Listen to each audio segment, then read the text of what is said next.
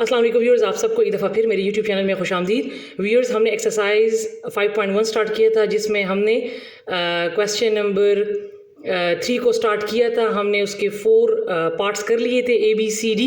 आज हम करेंगे E पार्ट, जो कि है हमारे पास हमें एक सेट दिया है जिसमें एलिमेंट्स हैं 1, 4, 9, 16 एंड 25। अब अगर आप इसको देखें, अगर हम इसको सेट बिल्डर फॉर्म में लिखें तो सबसे पहले आपको ये देखना होगा कि ये कौन से नंबर्स हैं। ना तो ये इवन है, ना ऑड है, ना होल है। तो अगर आप इसको देखें तो ये हमारे पास नेचुरल नंबर्स हैं, ठीक है। अगर आप 1 से लेकर 25 तक नंबर्स लिखें तो ये तमाम नंबर्स उसमें आएंगे, ठीक है। तो ये नेचुरल नंबर्स हैं। तो अगर हम सेट बिल्डर को इस तरीके से लिखें, x such that x belongs to n, ये तो नेचुरल नंबर हो गए। लेकिन अगर आप देखें, अगर इसको हम लिखें कि x इज ग्रेटर देन और इक्वल टू 1, तो 1 तो इसमें शामिल आ जाएगा। लेकिन अगर हम लिखें कि is less but less than और इक्वल टू 25, तो ये चीज़ गलत होगी यहाँ पे। क्यों? क्योंकि इसमें नंबर, नेचुरल नंबर में नंबर स्किप्ड है। 1 से लेकर 25 तक पूरे नंबर्स नहीं हैं। तो हैं तो ये नेचुरल, लेकिन नेचुरल नंबर में ये क्या है? ये स्क्वेयर्स हैं।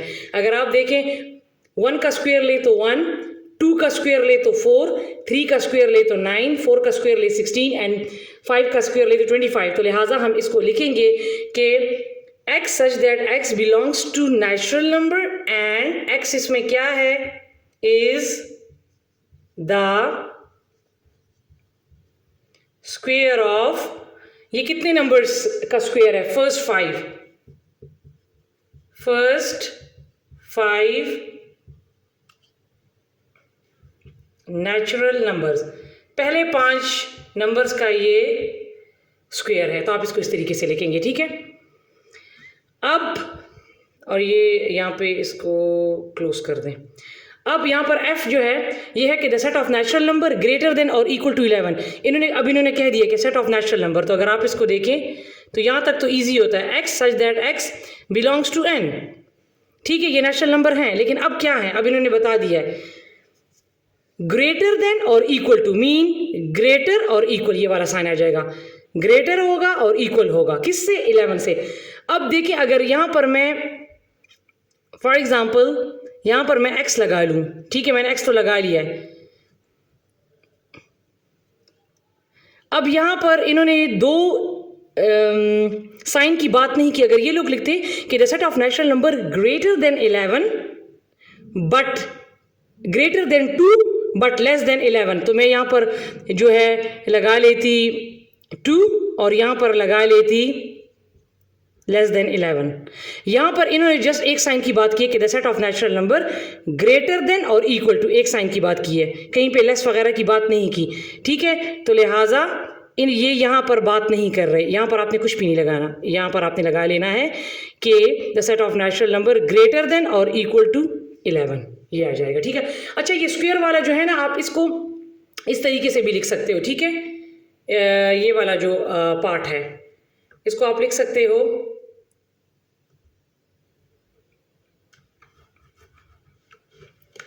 ये भी है और सिंपल ये भी है, x such that x is equal to n का स्क्वायर, x बराबर है n का स्क्वायर के, ठीक है। तो आप इसको इस तरीके से भी लिख सकते हो। अच्छा जी, अब मेरे पास यहाँ पर जो g है वो है 1, 3, 5, 7, 9। तो यहाँ से शो हो रहा है कि ये कौन से नंबर हैं? ये हमारे पास ऑड नंबर हैं। तो x, ठीक है, such that x belongs to, को हम इसमें क्या लिखेंगे? बिलोंग्स टू o, ठीक है, हो गया।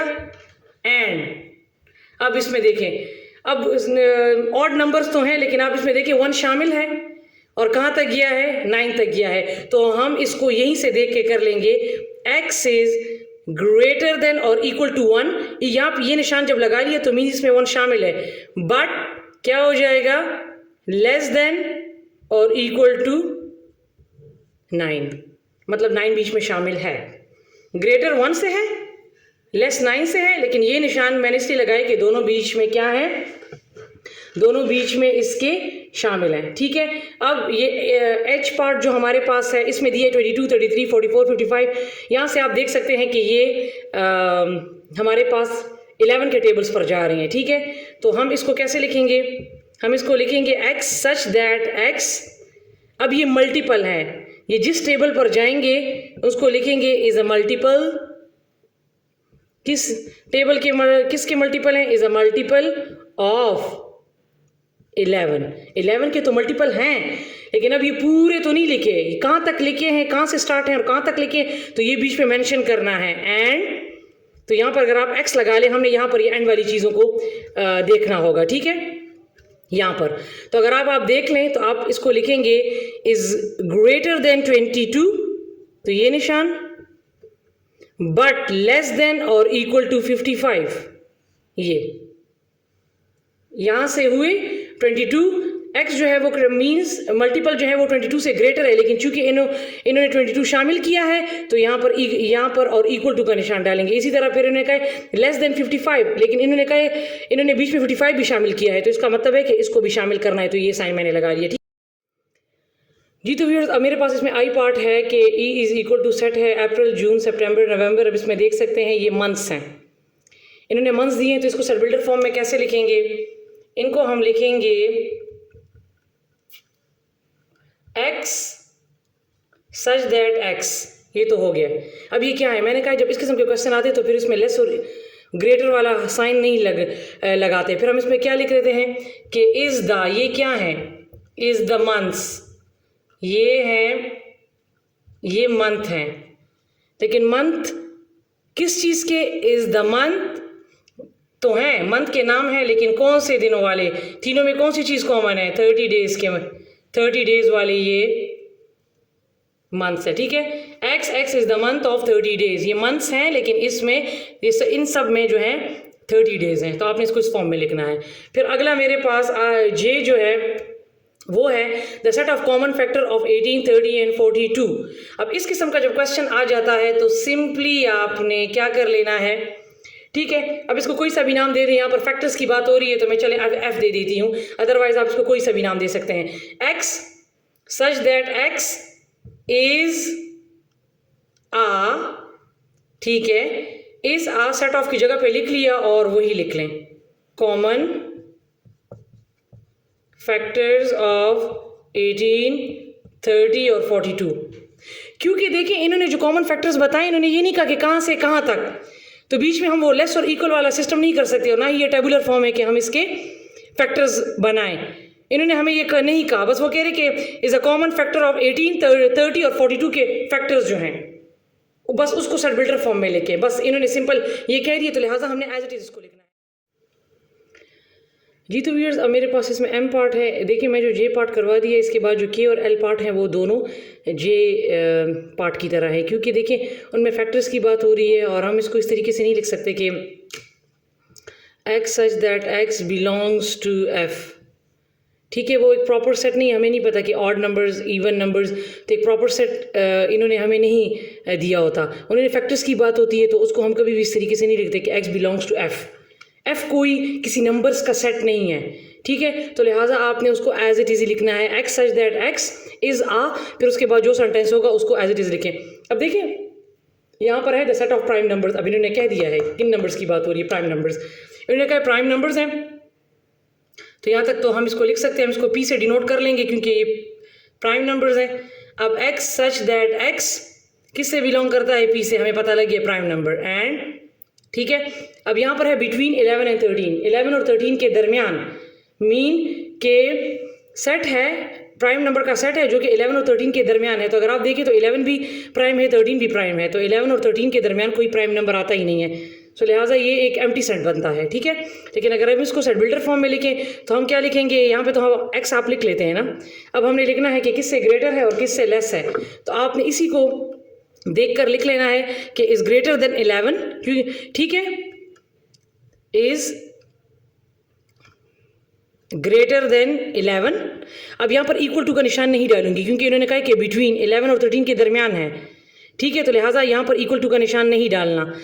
और फिर है इज लेस देन, लेकिन लेस किससे है? 13 से, तो ये, क्योंकि यहाँ पर भी इक्वल टू का निशान नहीं डालूंगी, क्योंकि इन्होंने कहा कि 11 और 13 के दरमियान, ठीक है, मतलब 11 और 13 बीच में शामिल नहीं है, तो लिहाजा इक्वल टू वाला निशान आपने नहीं डालना। अब इसमें नेक्स्ट है कि the set of even numbers. अब इवन नंबर्स की बात हो रही है लेस देन और इक्वल टू 100, ठीक है।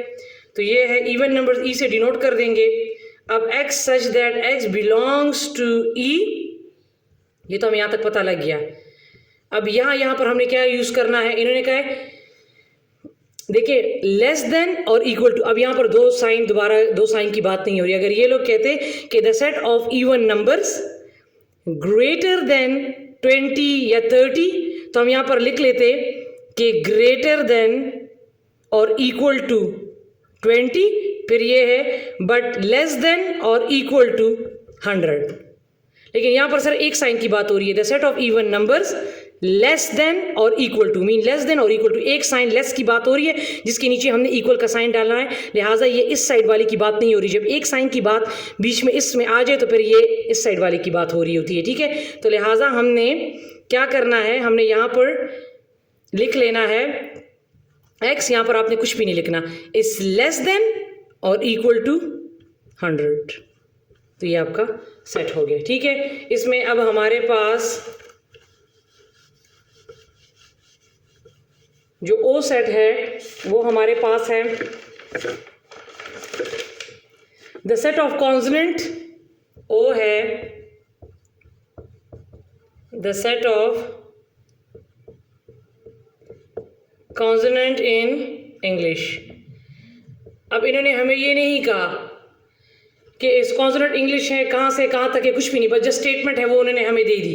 तो इस किस्म के क्वेश्चन को हम एज इट इज लिखते हैं। अब कॉन्सोनेंट है तो आप देख लें, कॉन्सोनेंट को हम सी से डिनोट कर सकते हैं, ठीक है।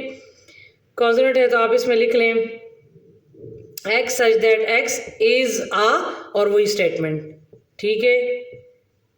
कॉन्सोनेंट इन इंग्लिश ये हो गया।